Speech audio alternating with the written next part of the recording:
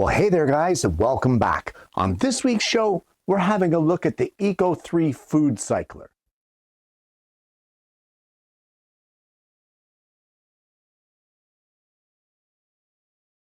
Well, I would like to start out this week's show by saying that, for starters, this is something very different than what I normally have here on the show. Also, I would like to point out, I know that I do get things sent to me from different manufacturers, but this was not one of them. My wife has wanted one of these for quite some time, and we purchased this with our own money. So I just thought, you know what, it was pretty impressive the way that it worked, and I just thought that it might be of interest to some of you out there, so I thought I would bring it here to the show today.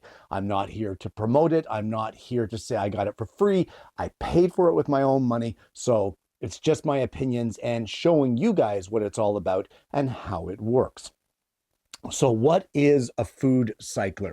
Well, essentially, it's a machine that takes your food scraps, your table scraps, what have you, and reduces it to be able to mix through in your garden soil to give it nutrients.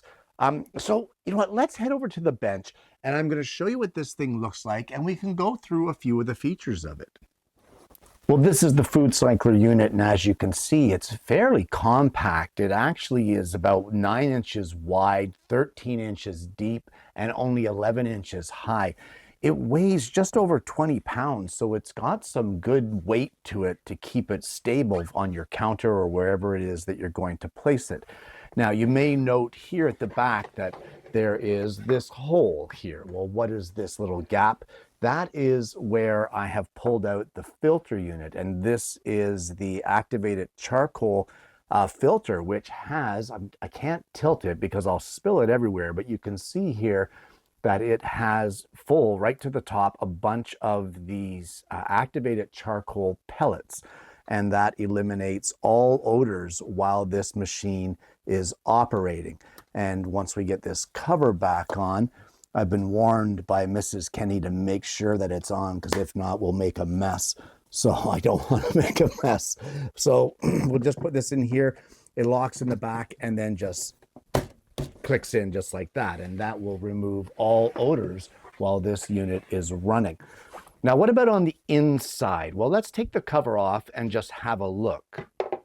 So inside the unit, we can see we have the one center cam here, and what this does is it rotates the blades that are inside the canister that fits inside of here. And as well, around the outside, we have a gap all the way around. Now, I didn't make this thing, I didn't manufacture it, but I'm assuming that that is for the airflow for when it is dehydrating and when it is running, so that the Foodcycler can dehydrate and reduce all of the food scraps that you put in. Now, because that's an open gap down to the base, you don't want to fill your canister while it's in here, because you don't want to get any food scraps down in through here accidentally. Getting food scraps down in through here can damage the machine, and you don't want to risk that. So for that reason, always fill your canister outside of the Foodcycler and then insert it afterwards, and then do the dehydrating and reducing. So let's have a look at the canister that goes inside of this unit. So this is the canister that goes inside of the Foodcycler, and I'll just show you the size of it here.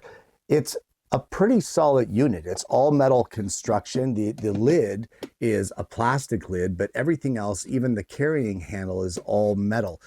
Now, you would think, because there's no gasket or anything on this lid, you would think that it would emit odors with these food scraps sitting in there while it's waiting to be processed. But honestly, we haven't smelled anything coming from this, and I'm kind of surprised about that. So I'm just going to take the lid off here, and you can see we have all kinds of stuff inside. We have some old jalapeno peppers, potato skins, eggshells. What's this? This is, that's a coffee filter. We've got coffee grounds, old potatoes, all kinds of food scraps. Onion skins are in here, and you fill it basically up to a line that's off here on the side of your container. You don't want to go above that line. And in the base of this, there is all kinds of blades. Obviously, I can't show them to you now because the canister for the Foodcycler is full. But once we reduce this, I'll dump it out and I'll show you the blades and what they look like, and as well show you what the reduction looks like, or the byproduct, which is basically something that you add to your soil to add the nutrients that you're missing. So let's get this canister inside the Foodcycler. I'm going to turn it on. I'm not going to let it finish its cycle out here in the shop. I have other filming to do, and the machine is not dead silent. It is quiet, but it's not silent. But I at least want you to hear how loud this thing is when it's running. So in order to start the process, we just take our little insert here. You place it over top of that center spindle, and you can kind of rotate it a little bit until it drops down. Now, you know what, guys, let me just show you something here. You cannot run this in here with the lid of your canister on, and I'll show you why that is. It's because this lid won't go on, so you can't even mess that up.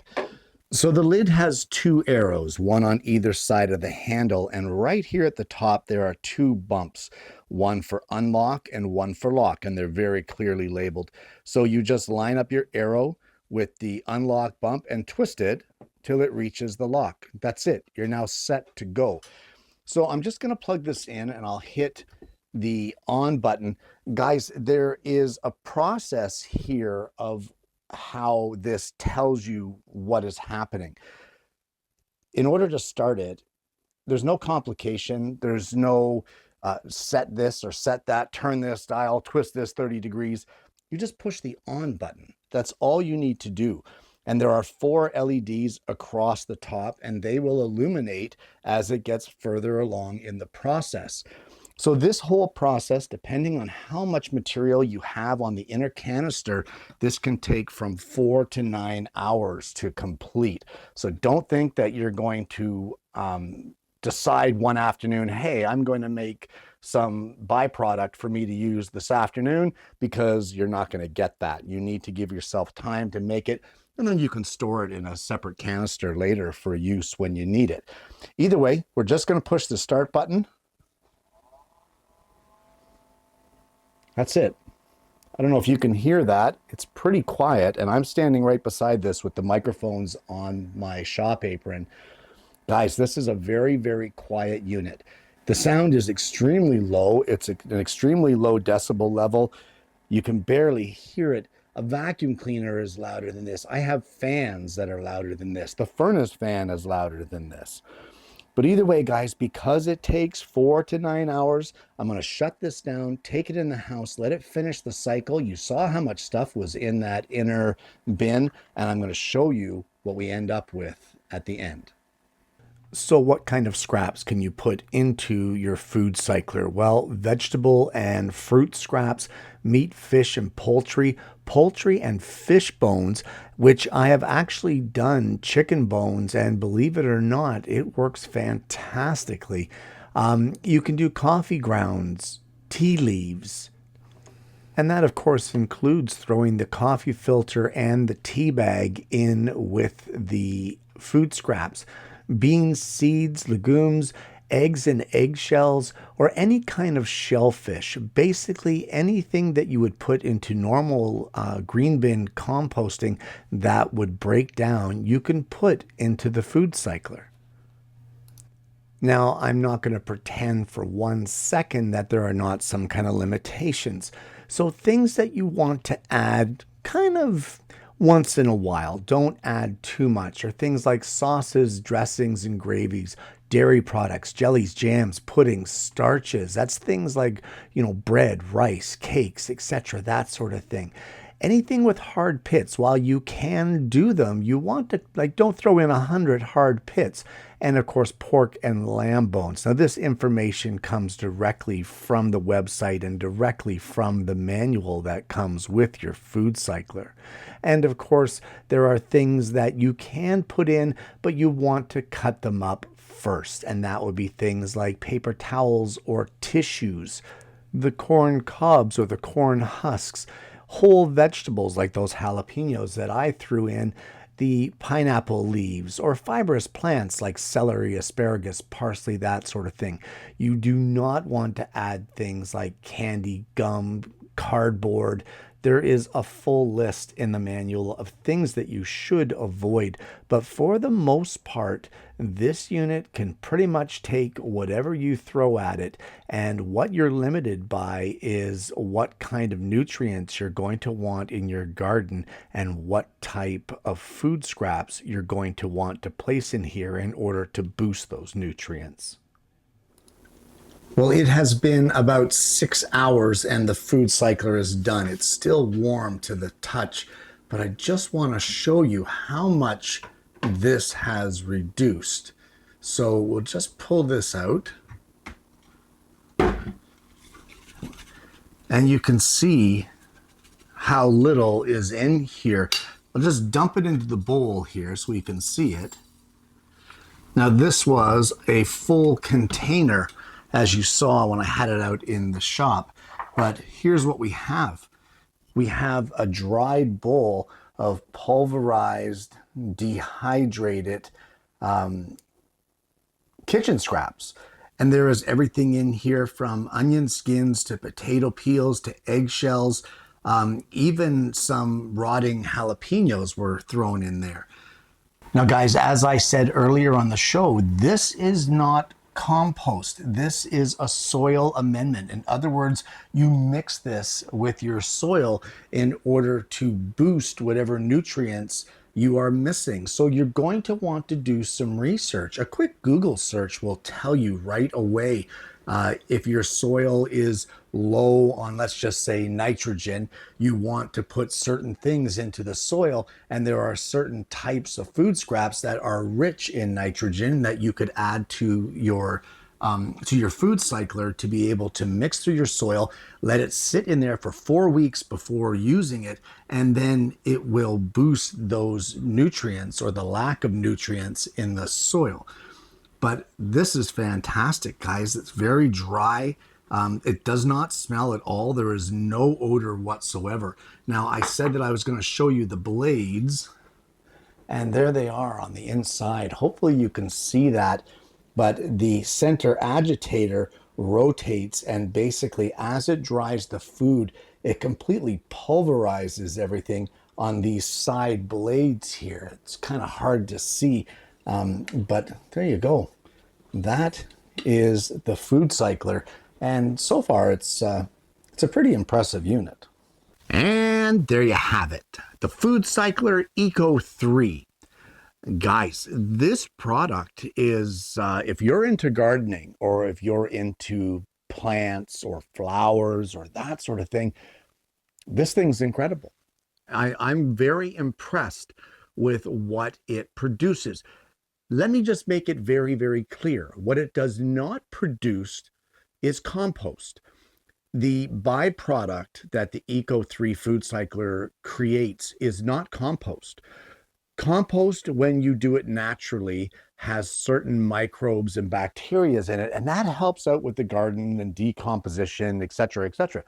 This stuff does not have that because it is dried, ground up, and reduced. So because of that, it doesn't have those microbes and the bacteria, but what it does have is the nutrients. So you are able to mix this byproduct with your soil, and they give you the ratios for that. I think it's like 10 parts to 1 or something like that. But you are able to mix this byproduct with your soil, and the nutrients that are still in that byproduct, it's very rich in them, is now able to break down extremely quickly and get through your soil. If you're using it for things like vegetables, they suggest that you do it like 4 weeks in advance. Mix it through your garden and get it to work its way through, work its magic.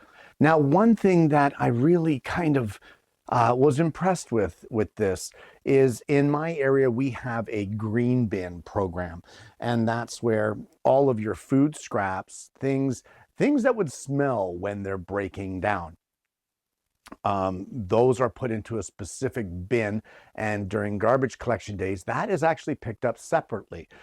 But our bin is pretty much empty since we got this, because my wife keeps turning it into a byproduct for our garden. And the amount of space that it takes up, we saw earlier in the video how full that bucket was initially, and then it reduces it down to next to nothing with this dry byproduct that is very easy to mix through your soil because it's so reduced and so pulverized, basically. So mixing it through your soil is a very easy thing to do to be able to reap the benefits of the nutrients. Now, guys, I'm not a gardener. I don't know much about it. This is more of my wife's thing. She is the one that was really interested in the Foodcycler. She is the one that wanted it. And while, if you follow the link below, you're going to find out this is not a cheap unit. But we were able on a Black Friday sale to get it at a wicked discount. So if you are interested in this sort of thing, keep an eye on those sales. If you're not in a rush, then you could get it at a really reduced rate on a Black Friday or Cyber Monday sale. But either way, guys, it is a fantastic way to reduce your kitchen waste and to get something out of it with a byproduct for your garden to get the nutrients into your soil. Just be sure that you know what you're putting into it, because some things, like for example, beef scraps, can really mess up the levels of your soil.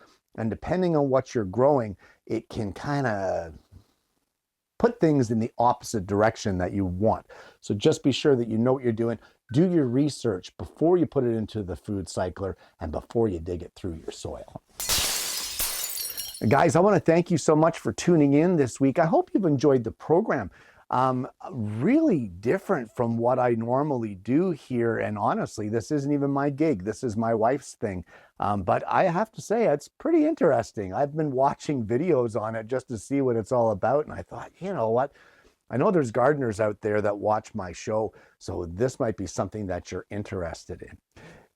If you haven't already, or if you found any part of this show interesting and you want to see a little more, why not like and subscribe to the channel? Guys, we have an amazing audience base here, and I'm hoping that you're going to consider becoming a part of that. I want to thank you so much for tuning in. I hope you've enjoyed the content I brought you today. I hope you're going to look into these for yourself if that's something that interests you. But more importantly, I hope you're going to join me again next week when I bring you yet another Alternative Tuesdays.